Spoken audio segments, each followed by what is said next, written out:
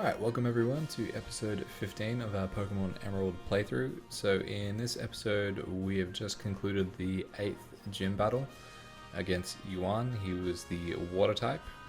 So we had to go through, I think we had 2 attempts at him this time around. So it was a bit of a frustrating ending with the Kingdra that was constantly resting. But yeah, we got through them, and now we are up to Victory Road. So we are required to have a HM slave, which I really don't miss in the later games, because this is frustrating having to leave cast form out. Because one of the things that I've realized between now and actually taking on the Elite Four, there is a bit of grinding that I need to do. I've done something that I hadn't previously done in this series, and I just had a little bit of a look forward as to what the average level is of each member of the Elite Four is, plus the champion.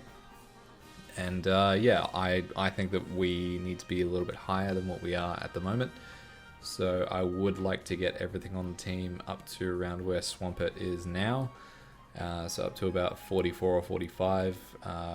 Swampert will get higher as we get through this episode and into the next one. I've already started doing a bit of grinding now, so I don't know if I'll have like the next video ready within a week's time of this coming out. It'll come down to how quickly I do some grinding, but yeah, so that's just the aim at the moment. I don't want to be over leveled going into the Elite Four, but I at least want to have a team that's capable of all playing a part rather than just relying on one Pokemon, because I'm sure one thing I could do is just have Swampert there and try and run the whole Elite Four with it at a higher level than everything else, but I don't think that would be very entertaining. I would like to try and do something with this whole team, involving especially the likes of Magneton and Cast Form and Swampert, of course, and yeah, just having the other ones there as being supports and things like that.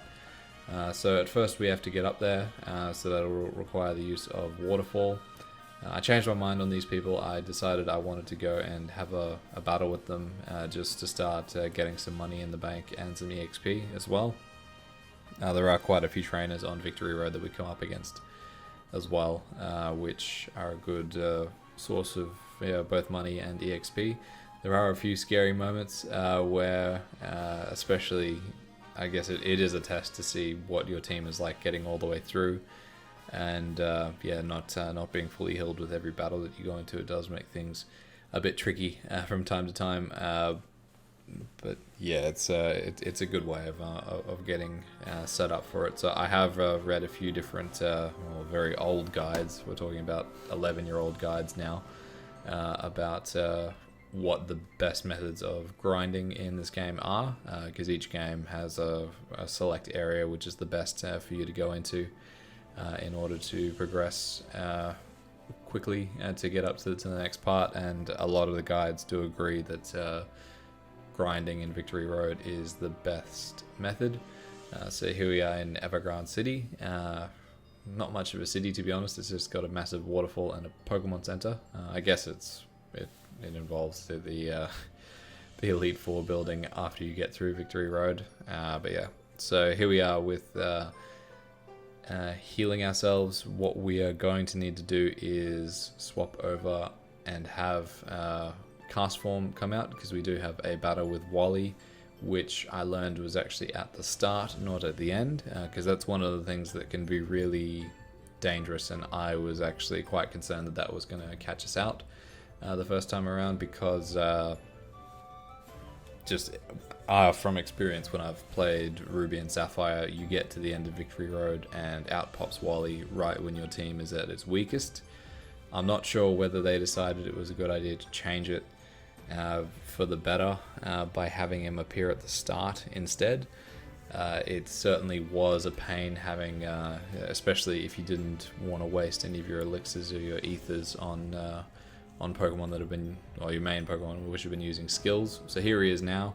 But yeah, so it's better having him at the start, just because you're freshly healed and it's a fair rival battle, rather than throwing him at you right at the end. It's kind of like, is there one in Gen 1 where you get suddenly surprised by your rival. I guess if you're on the SSN and you don't know that you're about to run into him right before you go to the captain's room to get cut, you can get a little bit caught out there. But yeah, I'm not really sure if there's anywhere else where it really doesn't present you with the opportunity to heal, because on that ship I think there is someone who heals you in Gen 1. There certainly is in the later generations.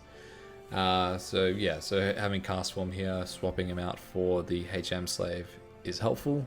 I would love to have him in the party all the way through, just so I can rotate out and get everyone some EXP. But I do go back in after I get all the way through and start grinding. So I would like to get Laron to evolve to finally get that thing done, so that can actually be a viable Pokemon to use in situations. I'm going to look into Earthquake because I have the TM, but I want to see whether Aggron will learn it or not, which further down the line, and if it is like much further down the line, then I'll use the TM, or if it doesn't learn it at all, then I will just teach it to it, because I think that'll be a good move for it to have it be defensive, but also have an attack like Earthquake, which can be quite handy.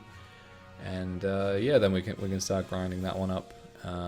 The idea is, at the moment, I'm going to use Swampert and Tropius together, because I would like to get Tropius up to between 40 and 45. I think as of recording this, after my grinding session, I think I've got it up to about level 38 or 39. I'm not going to record the grinding sessions. It's very boring. It's just me at the end of Victory Road just going back and forth using Swampert to attempt to one-hit KO a lot of the Pokemon that we come across, but a few of them you can't take out straight away with Surf, but it's like a 2-hit at least, and it's decent XP for both of them. So Swampert will certainly be the highest level in the team. I don't think it'll be higher level than what's the highest one you'll come up against in the Elite Four run. I'd certainly say it'll probably be early 50s to mid 50s, which isn't the worst thing. Having that as probably the one that will lead most of the battles, I imagine, is the strategy that I'll go for. But I'll also look to have the likes of Magneton and Cast Form and Tropius leveled up, and just try and tackle it that way. And then we've got that to get through, and then there might be a bit more grinding after that. But I figure once I go through the Elite Four once, I might see if it's something where I can keep going through it, similar to the strategy that I used in Pokemon Sword and Shield. Even though it's got a group-wide EXP share, it could be a good method of making money and fast EXP. I think it's something that people do after that, unless I've never tried the Battle Tower, so I don't know if that actually gives you EXP or not. I will look at that, but yeah, I don't believe that unlocks until you've beaten the game. So we can have a look into that in another episode afterwards. So there will still be a few episodes to go. I'm not just going to end it straight after the Elite Four is beaten. There's a few things that I'd like to do and just to record and all of that, and then we'll probably move into our playthrough of Sword and Shield early next year. And just tossing up. I am liking the idea of my all baby form Pokemon strategy going into it, and I think that'll be fun. I just need to have the Everstones and everything ready so that they don't evolve, but I think it'll certainly be something worth watching, seeing how everything handles all the different gym battles and different situations that we'll find ourselves in. But yeah, that'll be cool, and I'll finally get to use my new Elgato game capture that I bought. So that is Wally all done. I believe that's the last time we fight him. I'm not sure if he shows up again at the end of the Elite Four or not, but yeah, he randomly just stays there for whatever reason. Hopefully he disappears at some point and goes to some other spot. But yeah, it's kind of weird that he doesn't walk off or anything, and you just continue to talk to him and he just keeps saying the same thing over and over and over again. Let Wally do his own thing. So I'm just going to go heal, drop Cast Form off in the box and pick up the HM Slave, and then just make a quick pit stop off at the Pokemart it's frustrating that they haven't combined them. Like everything that they've done in later games just makes so much sense. Like, why would you think it was a good idea to have the Pokemart and the Pokemon Center separated in the first place? It's so convenient having them all together. So there's just less running around and all that, and that all the stores have. I'm fairly sure that they just make it across the board where everything's got everything in it. But yeah, so whatever. We're back into the cave there, and just coming up against. It's crazy how strong some of these trainers are that we come up against, and how are we underleveled? I guess if we're 6 levels below, even if like what Swampet's easily at 45 or just below it. So yeah, it's weird. So at some point along the line, we've just found a point where they're higher than us. Unfortunately, we don't have room for another HM slave, so I just figured that we'll just do that for the time being. I can go back and delete it at some point if I have to. But yeah, I just wanted to have a full enough team. I didn't want to have to swap out another Pokemon to make room for another HM. It's just it's amazing that it makes you do all of that. So I do apologize in advance. I do get a little bit lost as I go through doing this Victory Road. It's something that I'm not 100% familiar with. Like, I'm fairly well versed in the one in Gen 1 because I've done it so many times with Gen 1 and then Fire Red, Leaf Green, and then Let's Go Pikachu, Let's Go Eevee.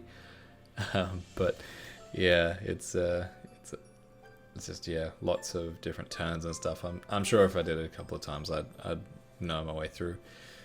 But that's one of the things that Sword and Shield doesn't have either. It's I think it's got to be one of the first games to really do away with that sort of thing.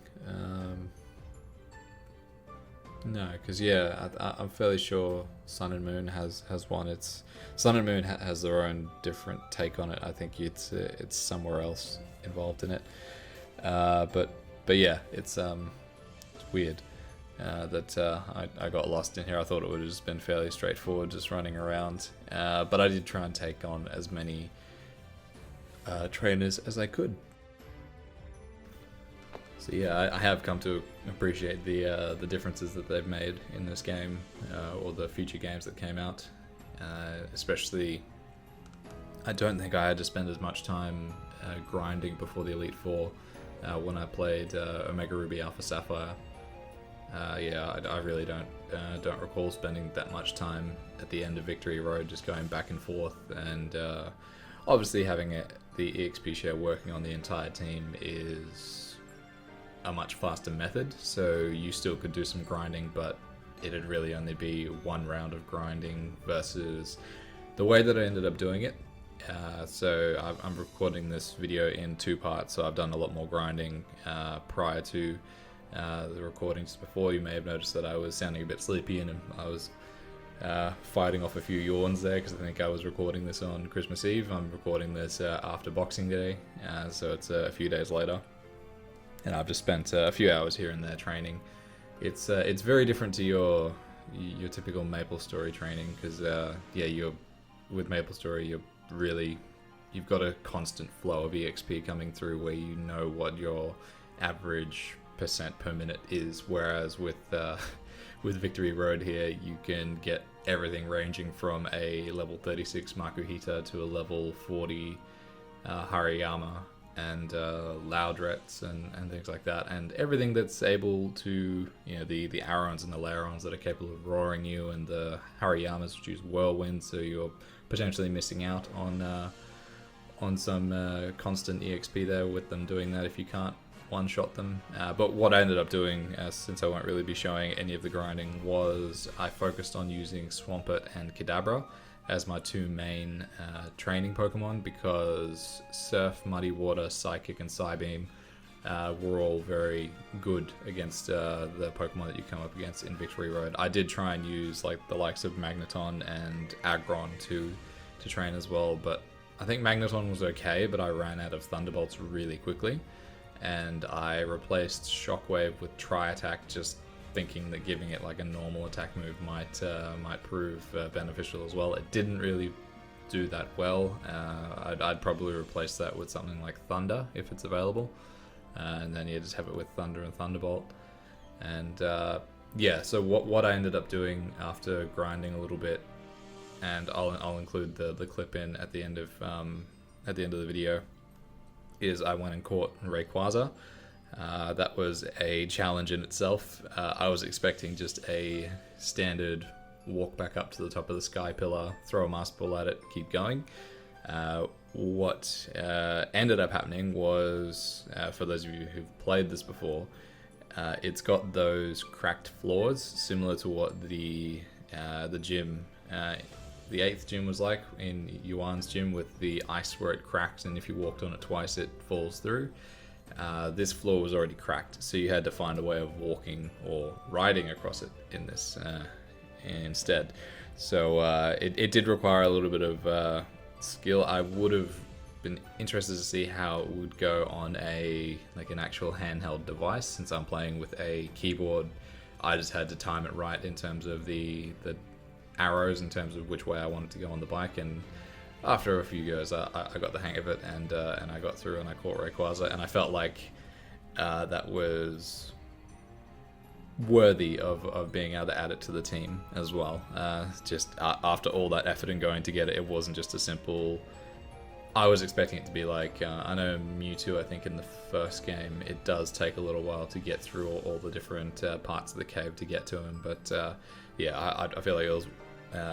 I did put in a big effort to get him, and yeah, so I do add Rayquaza to the team. This is after I've done a considerable amount of grinding. So what I did was, I won't really cover this in the next video, so I wanted to talk about it here, is I ended up getting everything up to at least 45. Kadabra and Swampert were above 50 because they were the ones that I was constantly using to train up the others, so they ended up being the two leading Pokemon in the team. I got Tropius up to 45, Magneton up to 45, Castform up to 45, and Aggron up to 45. So those are the other 4 members of the team, pretty much the original team that we've been running with through the majority of the game.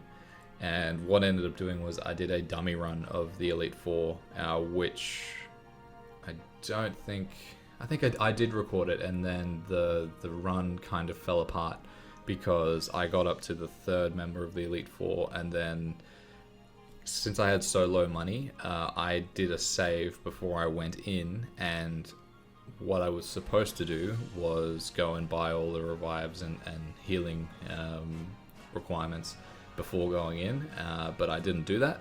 So I went straight in, and then when it got up to... Because I think I got through the first 2 perfectly fine with what I had, but then when I came up to face the Ice type, I think I'd lost 1 or 2 before battling her, so then I figured, alright, well, I'll just heal up everything that I've got. And I turn around to my bag, open my bag, and it's empty. And I'd forgotten to restock. I pretty much had 3 revives, 1 full restore, and 1 max potion. I didn't have any hyper potions, and yeah, it was... I still decided that I wanted to soldier on, so I figured I'd take her on and see how I went, because you never know, like, you could have an amazing run where you don't really need to use any more revives or healing potions or anything like that. For all I knew, it could have been quite easy to go through it all, but I pretty much came up against a brick wall against her, one of her, I think it's Glalie, I think it's called, the big skull ice type looking thing. And yeah, so I came up against one of them, and I realized that was my main flaw in terms of the typing that I was missing, because I think I mentioned this, I probably will mention this in the recording that I've done for the actual run through. But yeah, I've never used a fire type Pokemon, never gone without using a fire type Pokemon, sorry, in these games. So in Ruby or Sapphire, I'm fairly sure like I had a Blaziken or something, so using like a fire fighting type is good in those sorts of situations. And then I've always had like a Typhlosion or a Charizard or something like that. for my other runs, so I never really had to have one prepared to throw in here, and that's something that Emerald and just Ruby and Sapphire really lack. If you don't go with your starter, you don't really have that decent of a fire type. So you could have gone for like a Makago or I guess a Torkoal if you really wanted to. So I realized that I had to adapt my team slightly in order to meet that requirement as well. And then I won't spoil what my team looks like. I have tried to keep the team as good as to what it was, as honest to what it was going through the game, because I really don't like the idea of replacing the entire team to go through the hardest part of the game when it's something that you've used all the way through. I like the continuity of using the same Pokemon that you've kind of grown up with. So we have a slightly different team. So 4 of the original 6 are what's in the final team. So I've finished grinding now, and then we move on to what happens in the post game. So I do want to take on Steven Stone, who is the red equivalent of this game. So in Gold and Silver, red is the final trainer that you can face, and he's much higher than the Elite Four. So I can't go straight after beating the Elite Four to him, because I would lose, because on average, I'm probably about 30 levels below him. So that would be a very quick fight and over and out from me. But yeah, so what I plan on doing is I'll do a little bit of exploring. I've researched the Battle Tower. I know I mentioned earlier in this video that I wasn't sure if it gave EXP or not. It doesn't, and it doesn't give you money either. It does give you battle points, and you can use that on a range of different things. I'll go and have a look at it, but I don't think I'll spend too much time on it. What I will probably end up doing is going back through the Elite Four a number of times. I'm not looking forward to it because of the fact that I'll probably be able to work on 2 Pokemon at a time. So using one to attack and one to leech. So yeah, depending on what point I want to get the team up to, it might take a while to get up to Steven's standards. But if that means that I need to go like a week or 2 without doing a video where I just focus on grinding it up and getting the team ready, then so be it. Not sure if I want to go and catch Groudon and Kyogre along with the Reggies. If I had the money, I certainly would, and I'd work on training something up that has False Swipe, similar to my method in Sword and Shield, where that's the prime method for catching Pokemon. So if I wanted to go through and complete the Pokedex or something like that. But yeah, that's something for me to work out if I want to do or not. I might have Groudon in my team to take on Steven. I'm not really sure. See how I go with trying to catch it, because obviously I used my Master Ball on Rayquaza. I'm not going to hide that I did that, just because with the encounter that I came up against with it, so here it is. I didn't really have that many other Pokeballs. I think I had about 9 Ultra Balls or something like that. And I just decided that I would rather keep my money for whatever I might need for the Elite Four in terms of revives and hyper potions, just in case I get into trouble. This is a save file that I'm not really that concerned about. Normally I'd save the Master Ball for something like a nice shiny that I might come across, or something along those lines. But yeah, I'm fine using it on this.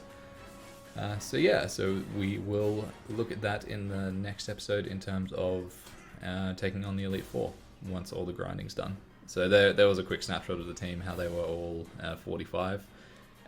But yeah, thank you for watching, and keep an eye out for the next episode. See you later.